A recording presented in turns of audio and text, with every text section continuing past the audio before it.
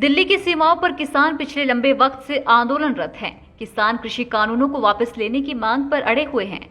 Save agriculture save democracy को लेकर आज कृषि कानूनों के विरोध में किसान संयुक्त मोर्चा के आह्वान पर किसान आंदोलन के समर्थन में देश के कई राज्यों में आंदोलन किए गए।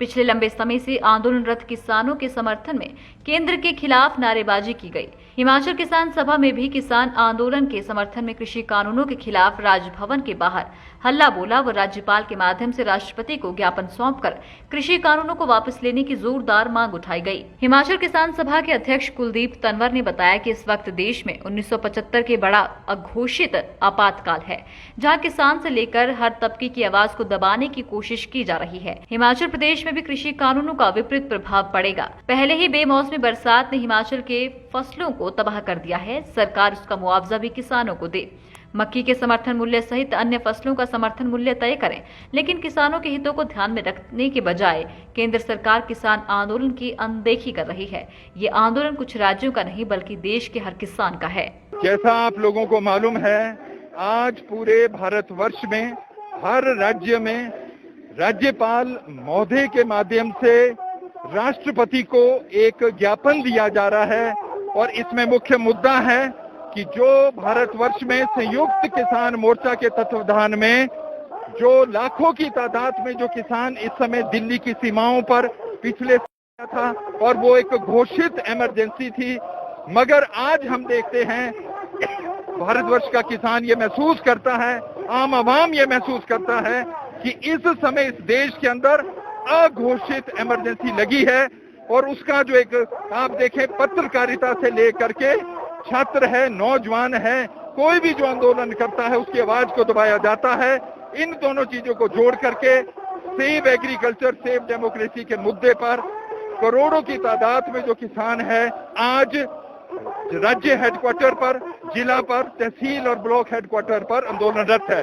और इसके माध्यम से हम केंद्रीय सरकार को ये भी बताना चाहते हैं, ये आंदोलन केवल पंजाब, हरियाणा या उत्तर प्रदेश तक सीमित नहीं है, पर ये पूरे भारतवर्ष के किसानों का आंदोलन है।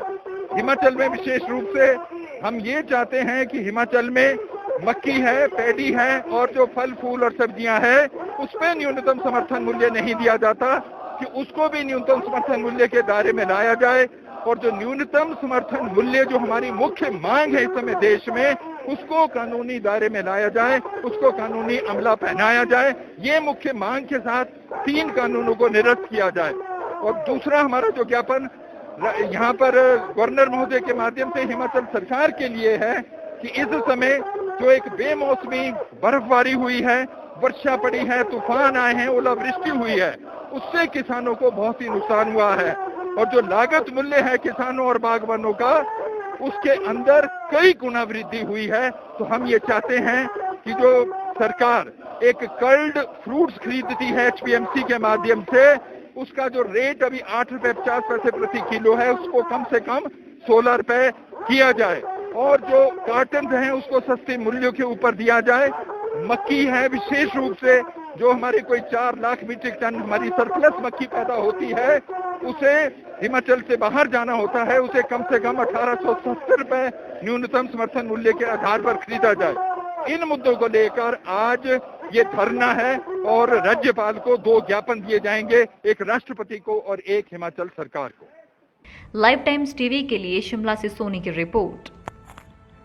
हिमाचल की सबसे बड़ी ऑटो डीलरशिप गोयल मोटर्स में नौकरी करने का सुनहरा अवसर सोलन, शिमला, सिरमौर और किन्नौर में चाहिए sales executive, service executive, field executive, motor mechanic और ड्राइवर। शानदार करियर संभावनाएं व इंडस्ट्री में बेहतरीन सैलरी पैकेज। तो आज ही कॉल करें 9418035372 पर और ईमेल से भेजिए अपना बायोडाटा hr@goilmotor.com पर।